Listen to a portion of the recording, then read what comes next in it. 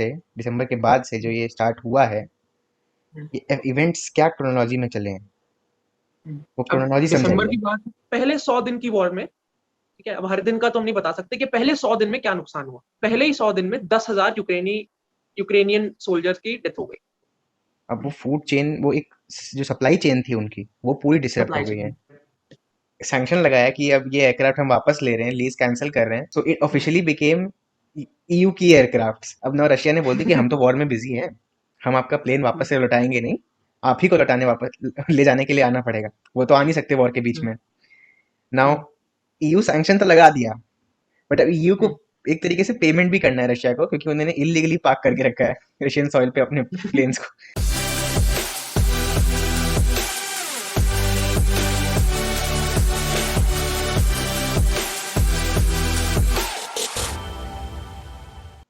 So welcome on the Create Innovate Upgrade podcast on the part 2 of the Russia Ukraine episode. Conflict.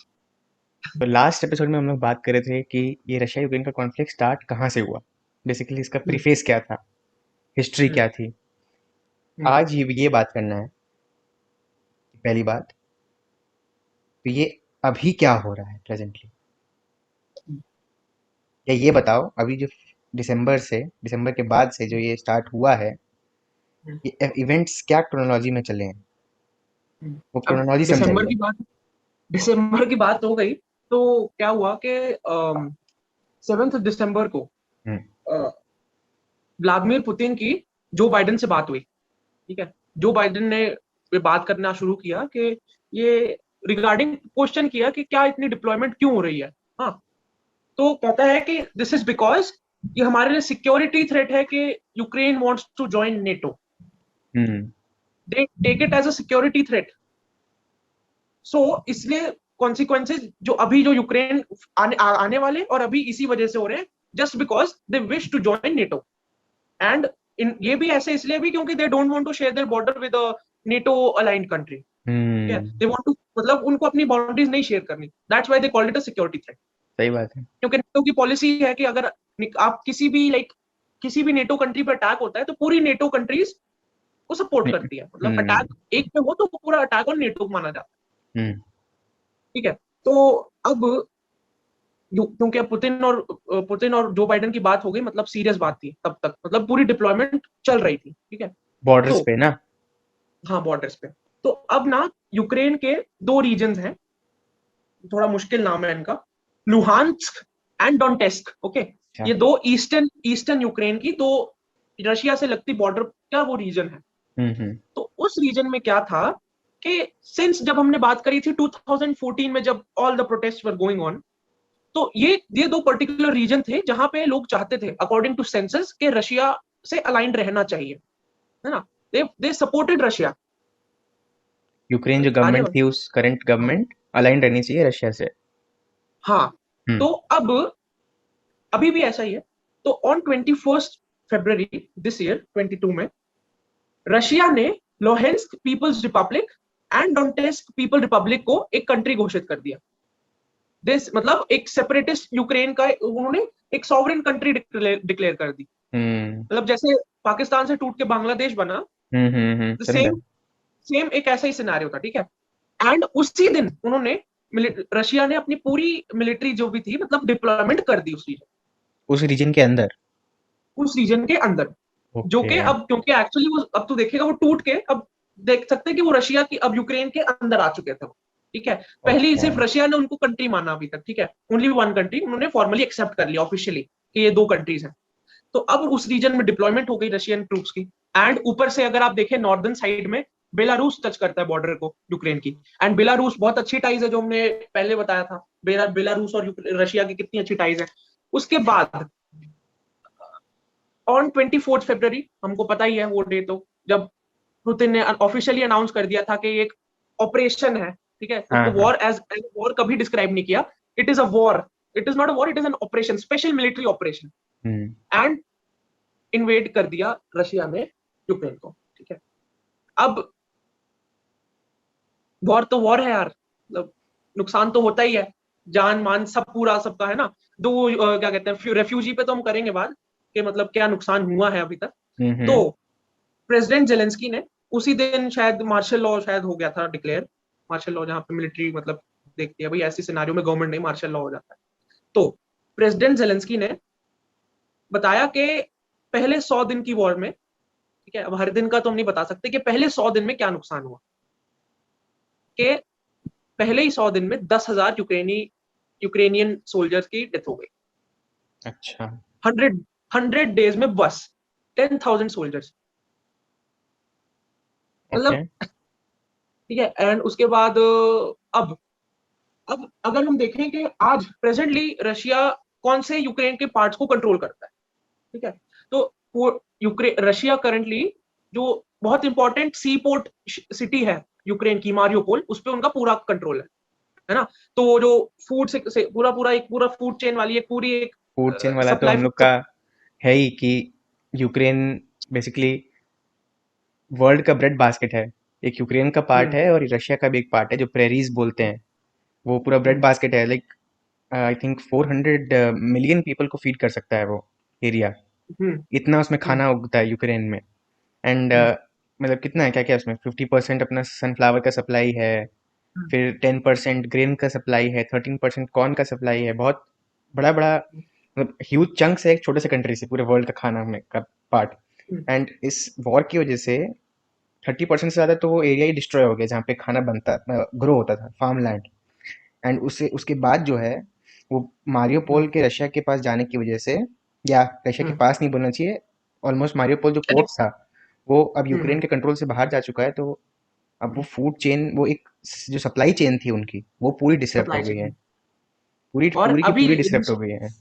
Recently अभी शायद एक treaty sign हुई थी अभी, बहुत हम्म। रिसेंट न्यूज में बता रहा हूँ, जहां पे उन्होंने कहा था Ukraine had now was given the control of the port, and उसी दिन मिसाइल्स जो है रशिया ने लॉन्च कर दी थी ट्रीटी के बाद।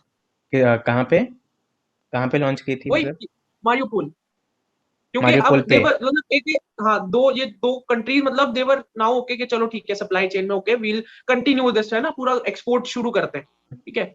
बट उसी दिन मिसाइल जो है रशिया ने लॉन्च कर दी। तो हमने वो ट्रीटी ऑफ स्ट्रेटेजिक पार्टनरशिप की जो बात करी थी कि 25 साल तक कोई कंट्री अटैक नहीं करेगी, तो हमने मतलब समझ ही गए थे कि रशिया का कोई ट्रीटी से कुछ फर्क नहीं है, वो कर लेगी जो उसको करना है, इरिस्पेक्टिव कोई भी ट्रीटी हो। उसको बस उनकी इकोनॉमी को क्रिपल करके उनके मतलब एक उनके फंड्स को रोकना है किसी भी तरीके से, जो कि यूएस और यूके वॉर के फर्स्ट 3 दिनों में कर रहे थे, सैंक्शन लगा करके। डू यू रिमेम्बर वो प्लेन वाला क्या हुआ था? यूके क्या की क्या क्या है कि अपना जो एविएशन इंडस्ट्री है उनको तो मालूम होगा कि लीज एयरप्लेन्स पे काम करती है ना। दे हाँ जी, don't this company don't buy the aircraft, aircrafts, so या लीज मॉडल पे चलता है। Now Russia had many aircrafts which were bought on lease from UK or to say majorly from Europe, EU। And in लोग ने sanction लगाया कि हम lease aircraft को वापस लेते हैं। Now what happened, I don't know the confirmed source of this information, तो एक बार चेक भी करना पड़ेगा। बट व्हाट हैपेंड वाज कि इन लोग ने जब सैंक्शन लगाया कि अब ये एयरक्राफ्ट हम वापस ले रहे हैं, लीज कैंसिल कर रहे हैं, so it officially became EU की aircrafts which were parked on Russian soil.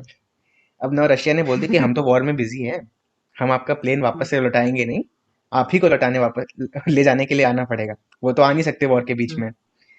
Now EU sanction तो लगा दिया, बट अब EU को एक तरीके से पेमेंट भी करना है रशिया को, क्योंकि उन्होंने इलीगली पार्क करके रखा है रशियन सॉइल पे अपने प्लेन्स को। दे आर टेकिंग भाई कॉस्टली एयरक्राफ्ट पार्किंग स्पेस।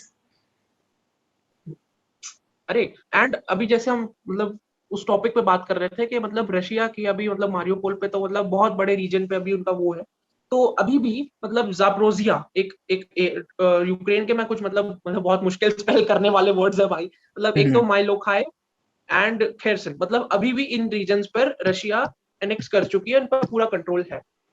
अच्छा। एंड ऐसा नहीं है कि रशियन जो यूक्रेनियन सोल्जर्स हैं दे हैव गिवन अप, देख ले भाई कॉन्फ्लिक्ट को शुरू हुए कितना ज्यादा टाइम हो चुका है, and they are still sustaining, they are still fighting, and they have that passion कि नहीं यार हम अपनी अपनी सॉइल को we can not just give up. ना। एंड अब एक सेकंड, एक पॉइंट और पे आते हैं। Zelensky has proved that he is not just another comedian.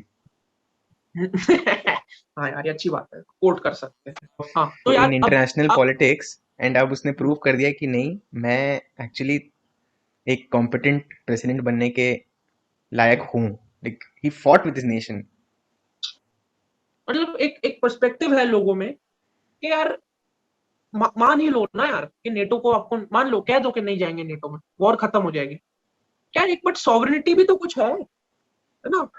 You are thinking about your nation as a whole. Hmm. Why do you care कि what other countries think, what other countries has perspective about you? You'll Hmm. think कि आपके लोगों के लिए क्या फायदेमंद है।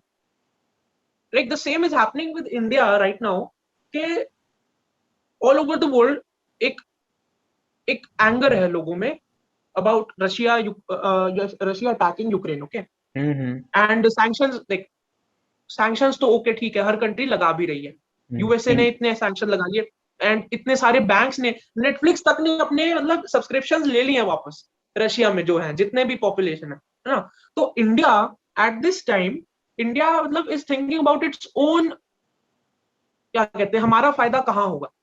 देख, क्योंकि I don't all of the think all, I don't think India यहाँ पे ये देख रहा है कि हमारा फायदा कहाँ होगा। आई थिंक इंडिया ये देख रहा है कि हमारा नुकसान कहाँ नहीं होगा।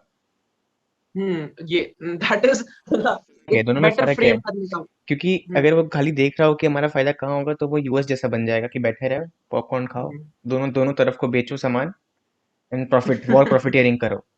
बट ये देखना कि कहाँ नुकसान नहीं होगा, वो है कि हम कोई भी साइड नहीं लेंगे। मतलब एक्चुअली, बट अभी एट दिस टाइम, कि हम्म। देख, रशिया रशिया को प्रॉब्लम्स तो हो रही हैं, दो वो एक्सेप्ट नहीं कर रहा है, ठीक है। दे हम्म। आर लाइक कि हम तो we are okay, we are everything. हर कंट्री ने सैंक्शन लगा दिया है, मल्टीनेशनल जो बैंक्स जो थे जैसे, वो छोड़ के जा चुके हैं। एंड पेमेंट्स अगर आपकी एक्सेप्ट नहीं हो रही, मास्टर कार्ड बंद हो गया है ना। पेमेंट्स तो बंद ही हो गया, स्विफ्ट पेमेंट खत्म हो गया है, वहाँ पे स्विफ्ट सिस्टम खत्म हो एंड गया है। वो तो वही मैं कह रहा हूँ। And this time we are buying cheaper oil from Russia, क्योंकि कोई और ले नहीं रहा है ना। तो यहाँ पे हम अपना वो देख रहे हैं कि यार, यहाँ पे why we buy oil, Arab country से, जो हमको महंगा पड़ रहा है, ऑलरेडी इन्फ्लेशन है। तेल मतलब डीजल पेट्रोल 100 टच कर रहे हैं, कैलकाटा में कर लिया ना कैलकाटा में। 100 आई थिंक जस्ट टच किया है, 100 पार नहीं किया हाँ, है। हम्म। 100 पार नहीं, तो मतलब, तो वी आर लुकिंग कि यार हमारा नुकसान ना हो, ऑलरेडी हम प्रॉब्लम फेस कर रहे हैं ना, मतलब इन्फ्लेशन तो है ही, तो वाई खाली हम खाली इंडिया तो अपना, ना कर रहा है, यूके खरीद रहा है। यूके, एंड अभी शायद यूके ने वर्ल्ड सैंक्शंस इकोनॉमिक लगाए, फोरम। यूके ने सैंक्शंस लगाए, बोले कि नहीं नहीं, एक्सेप्ट तेल खरीदते रहेंगे हम। तो ये हिपोक्रेसी है थोड़ी सी, पता है। दिस इज मतलब हर वहाँ कंट्री ये के थोड़ी सी वहाँ के वहाँ के डिप्लोमेट्स आके बोल रहे हैं कि इंडिया क्यों खरीद रहा है तेल रशिया से, you are indirectly funding the war, and they are forgetting कि हम लोग खुद घर बैठे वो लोग तेल खरीद रहे हैं। मतलब अभी एक देख, politically I would don't want to be political, but अभी जो वर्ल्ड इकोनॉमिक फोरम में एस जयशंकर ने इंडिया का जो एक स्टैंड है, हम्म। उसको जिस तरीके से प्रेजेंट किया, दैट वाज वेरी, मतलब एक बहुत फैसिनेटिंग भी था और बहुत अच्छा भी लगा सुन के कि what we are doing right now, हमारा क्या हम क्या कर रहे हैं। तो मतलब वो कोई एरोगेंट रिपोर्टर, बहुत ज्यादा मतलब कि हम, आप तो ये कर रहे हो, आपको क्या लगता है जब आप पे कभी ऐसा अटैक करेगा कोई, तो आपका देश क्यों कोई आपकी मदद करेगा। मतलब that was a fitting reply actually, मतलब कि हमने ही सिंपली सेड कि यार, we are trying to be out of this, and first मेरे को मैटर करता है कि what my country has to do, what मेरी कंट्री के लिए क्या बेनिफिशियल है। तो I really hmm. Like his stand and what he said, मतलब, एंड आल्सो के ही आल्सो सेड के जो रिसोर्सेज, एनर्जी रिसोर्सेज जो यूरोप के हैं, they are nothing if you compare them to what resources we are buying from Russia. Hmm. That was मतलब that was really One nice to watch. one line that I loved in that speech was that Europe has to learn that Europe's problems are not the world's problems. Exactly, exactly, तो that was really nice. तो अब थोड़ा सा बातें हैं refugee पे, refugee problem क्या है। तो पोलैंड, जो कि एक एलाय कंट्री है यूक्रेन की, तो उन्होंने रेफ्यूजीज एक्सेप्ट कर रहे हैं फ्रॉम यूक्रेन। एंड जो इंडियन रेफ्यूजीज, इंडियन स्टूडेंट्स जो पढ़ रहे थे हम्म। यूक्रेन में, बहुत मतलब यूक्रेन, इंडिया से बहुत बच्चे जाते थे यूक्रेन में मेडिकल जो अपनी करने के लिए, कंप्लीट करने के लिए, डिग्री लेने के लिए। तो उनको भी दे फर्स्ट वर टोल्ड, मतलब पहले तो यूक्रेनियन एयर स्पेस बंद हो चुका था, तो they were directed to come to Poland. and from Poland they were easily taken out from Airlift that. Movie याद है? एयरलिफ्ट, अरे भाई वो तो एयरलिफ्ट तो थोड़ी ज्यादा ही, मतलब हाँ बेसिकली अच्छी उस थी। उस वही बेसिक प्रोसेस रहा होगा, लाइक वही शिफ्टिंग रहा टू होगा। Another country through the border and then getting hmm, airlifted to your home country. Hmm. तो तकरीबन मतलब टोटल देखा जाए तो 5.8 मिलियन लोगों ने यूक्रेन छोड़ दिया। 5.8 मिलियन लोगों ने, that is they 58 fled lakhs। They fled from Ukraine. Okay. And फिर उसके बाद मतलब द यूएन रेफ्यूजी एजेंसी ने कुछ प्रोजेक्ट किया है कि और मतलब 8.3 मिलियन लोग छोड़ सकते हैं Ukraine eight this time. Hmm. And बहुत सारे चैलेंजेस फेस कर रही है अभी की वहां की जो लोग, जो पॉपुलेशन है, जो जिनका कोई लेना देना नहीं है इस कॉन्फ्लिक्ट से। तो मतलब फूड की प्रॉब्लम्स फेस हो रही हैं, ट्रांसपोर्टेशन की प्रॉब्लम्स फेस हो रही हैं, पैसा तो मतलब पैसा तो है ही नहीं अभी, पैसा मतलब डेप्ट में कि कौन सी तो एक रिपोर्ट थी, मुझे नंबर भी नहीं याद कि कितने कितने बिलियन डॉलर और लगेंगे अभी यूक्रेन को वापस बिल्ड करने में। हम्म। मतलब नंबर इतना बड़ा है, मेरे को याद भी नहीं है अभी। तो एयरपोर्ट्स मतलब हैव बीन हाउसिंग के चैलेंजेस है, एयरपोर्ट्स डिस्ट्रॉय हो गए, हाउसिंग डिस्ट्रॉय हो गया, पोर्ट्स डिस्ट्रॉय हो गए। बट वापस से स्टिल उनका they are. They are fighting हाँ स्टिल। हाँ हाँ। अब यार एक थोड़ा सा एक सप्लाई चेन पे तू कुछ बता पाएगा क्या, मतलब कि अभी ये क्या सीन है अभी? सप्लाई चेन हम्म, ग्लोबल स्केल पे, तो हम्म, अपना 2020 के बाद से जब चाइना की हम्म, फैक्ट्रीज एक बार शट डाउन हुई थी, हम्म, तब तो एक बहुत मेजर सप्लाई चेन क्राइसिस आया था, हम्म, क्योंकि China is considered to be the world's factory. Hmm, US का ऑलमोस्ट एक बहुत ह्यूज चंक ऑफ प्रोडक्ट जो है वो चाइना में प्रोड्यूस होता है। अपने इलेक्ट्रॉनिक हम्म, चिप्स, माइक्रो चिप्स वगैरह सब चाइना में प्रोड्यूस होते थे। तो जब वो फैक्ट्री बंद हुई, सप्लाई चेन पे एक शॉक आया था। एंड हम्म, उस क्राइसिस से, उस एक शॉक वेव से हम लोग रिकवर कर ही रहे थे कि ये रशिया वाला हम्म, चीज़ आ गया। Because see, Russia Ukraine both countries are very instrumental in the global economy, क्योंकि रशिया के पास बहुत ह्यूज सोर्स ऑफ एनर्जी है, हम्म, केमिकल्स है। इंडिया अपना एक बहुत बड़ा चंक ऑफ फर्टिलाइजर्स रशिया से इंपोर्ट करता है। India correct. अपना ऑयल इंपोर्ट करता है। अब इंडिया मतलब हमारी हमारी इंडिया सिक्योरिटी नीड्स जो है, वेपन्स जो सिक्योरिटी है वो नीड्स, भी तक। वेपन्स है, वो इंपोर्ट होता है वहाँ से। एंड बहुत like there is a huge dependency on Russian resources by hmm, by many countries, not just India, many countries. And Ukraine का तो भी मैंने बताया ही था कि 400 मिलियन पीपल को खाना खिलाने जितना खाना वहाँ पे प्रोड्यूस होता है। So you can hmm, see the impact it has, and both countries have now almost suspended their exports. Hmm, Almost, of course, चल तो रहे ही हैं अभी भी। एंड क्योंकि हम्म, बेसिकली स्विफ्ट पेमेंट खत्म हो गया ना, ये ट्रेड कैसे होगा? हम्म। स्विफ्ट पेमेंट वहां से खत्म एंड हो गया। दिस टाइम अब यूपीआई, मतलब there has been a certain rise in the usage of UPI, क्योंकि नाउ हम्म। द पीपल, क्योंकि एज मतलब इंडिया इंडिया का UPI, people are using UPI in Russia now, क्योंकि एज यू सेड कि SWIFT खत्म हो गया। तो यूपीआई इज टेक। यूज हो रहा है रशिया में। हाँ, हम्म। मतलब देख यहाँ पे फिर हमने अपने फायदे वाली बात करी कि क्यों हम यार, अगर हमारी तो इतनी प्रॉब्लम है नहीं तो हम अपना ही देखेंगे कि हमारा बड़े यूपीआई, व्हाई नॉट। और अभी रिसेंटली आरबीआई ने नोटिफिकेशन भी निकाला था कि that Indian traders could settle their trades in Indian INR.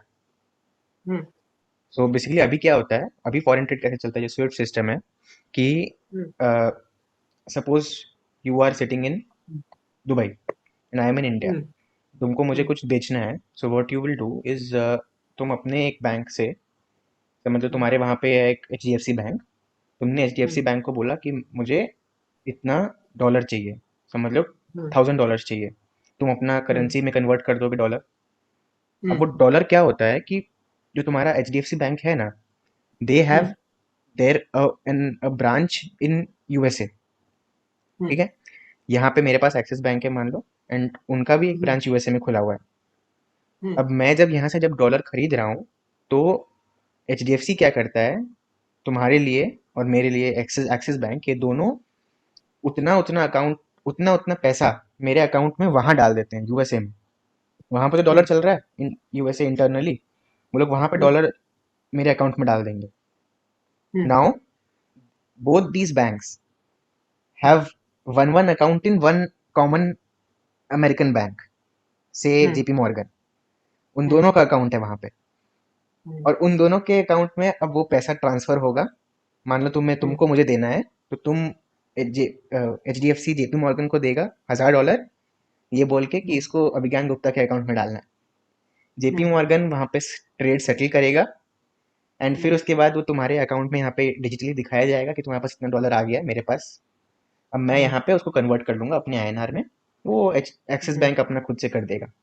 अभी ऐसे हम्म, होता है, मतलब all international payments are routed through either, if you are trading in USD तब तो वो अमेरिका से हम्म, राउट होके आ रहा है, if you are trading in hmm, EU, sorry, pound, तो वो तुम्हारा यूरोप की कंट्री से राउट होके आ रहा है।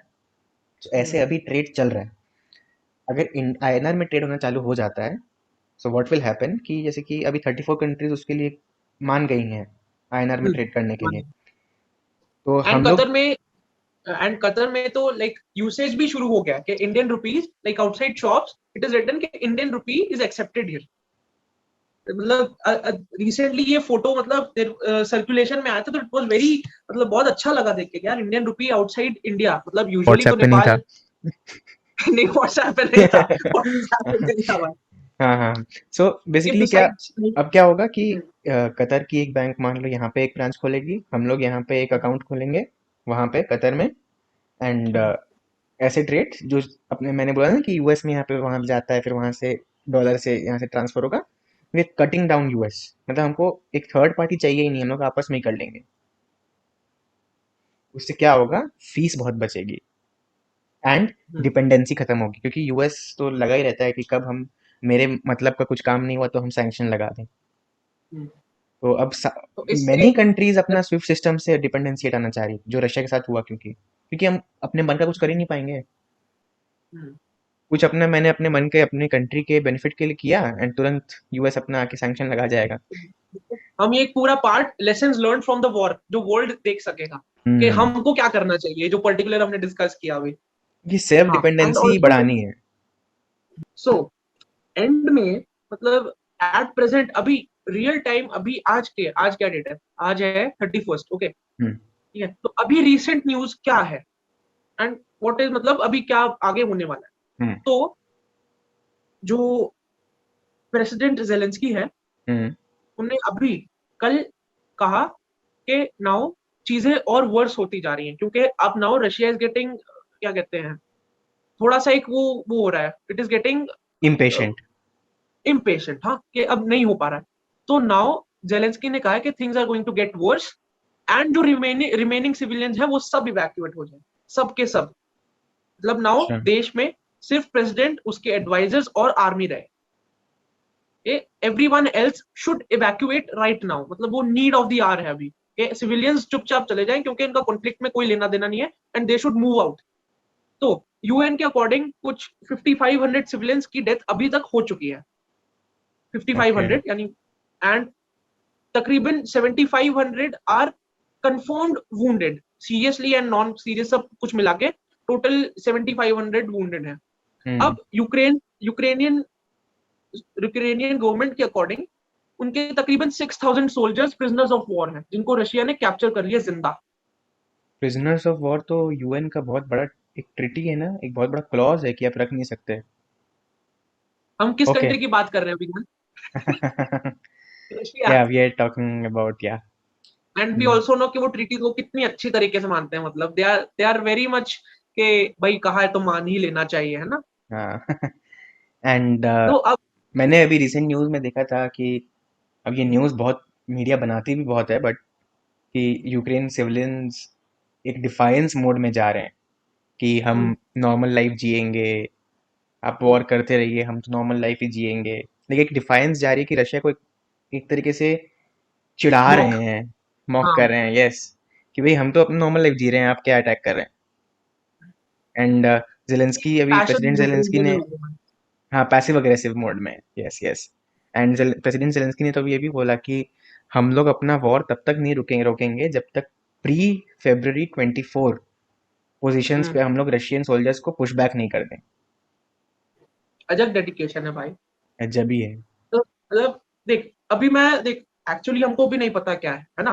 तो अब हम्म। मैं तेरे को जो डेटा बता रहा हूँ हम खुद क्लेम नहीं कर सकते कि सही है कि गलत है। जो यूक्रेनियन गवर्नमेंट ने कहा है जो पब्लिश किया है जो बताया है जो डिक्लेयर किया है तो उनके हिसाब से 80,000 रशियन सोल्जर्स की डेथ हो चुकी है उनके हिसाब से। के हिसाब से, एंड 1,18,000 वुंडेड हैं रियल टाइम अभी। एंड यूक्रेन गवर्नमेंट ये भी क्लेम करती है कि उनके 20,000 सोल्जर्स की डेथ हो चुकी है, तकरीबन 45,000 वुंडेड है, ठीक है। रशियन गवर्नमेंट ने इसको पूरा ही मतलब दे हैव टोटली मतलब they have denied it. Neglected this, denied and neglect किया है कि ऐसा कुछ नहीं है। बट एक्चुअली क्योंकि देख, अगर इतने सारे सोल्जर देख पूरे सेंसस को, बट अगर तू फैक्चुअली सोचे, रशिया एक सुपर पावर है एंड यूक्रेन तो तुमने देखा इतना सा है, मतलब कुछ भी नहीं है रशिया से कंपेयर करें, है ना।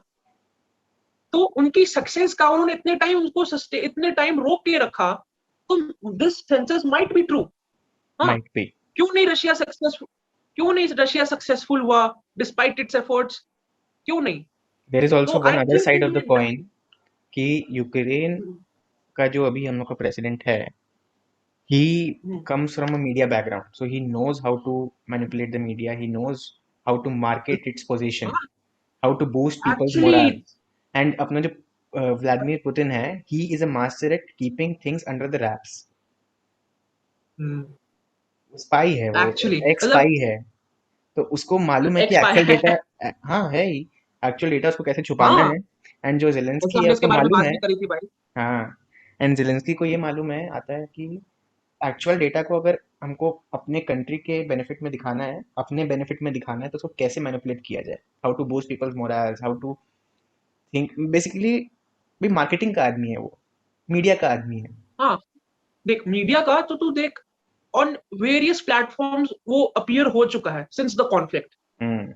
मतलब ही कॉन्स्टेंटली ऑन, मतलब जो भी इनका सोशल मीडिया प्लेटफॉर्म है, ही कॉन्स्टेंटली पोस्ट स्टफ के यार we are all right, we are fighting, he comes up like every other week उसकी कोई वीडियो आती है। एंड ऑल्सो कि वो इंडिया में जो रिपब्लिक टीवी है, रिपब्लिक हम्म। टीवी में उसने इंटरव्यू भी दिया हम्म। डिस्पाइट द लैंग्वेज बैरियर कि वो आ गया।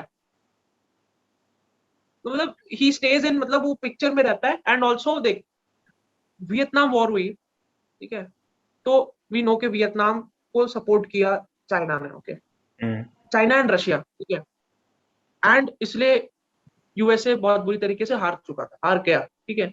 तो यहाँ पे भी अमेरिकन गवर्नमेंट और नेटो की इन्वॉल्वमेंट को हम डिनाई नहीं कर सकते, वो तो है क्योंकि ही। ओपनली दे हैव, हाँ वो तो है, and they have been supplying the best weapons and ammunitions to the Ukrainian soldiers.